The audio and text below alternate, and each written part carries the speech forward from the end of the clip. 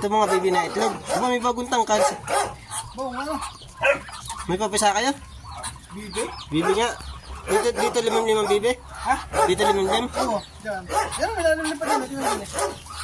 May pula. Ang daming itlog. Ayun po, ang daming itlog.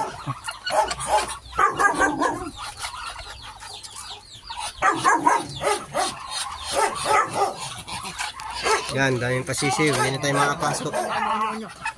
Meron niya sa loob ng pasisiw ng bibi.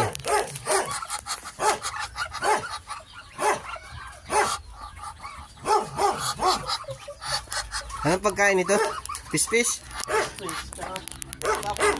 Sapal ng niyog, fish ang pagkain. Yan.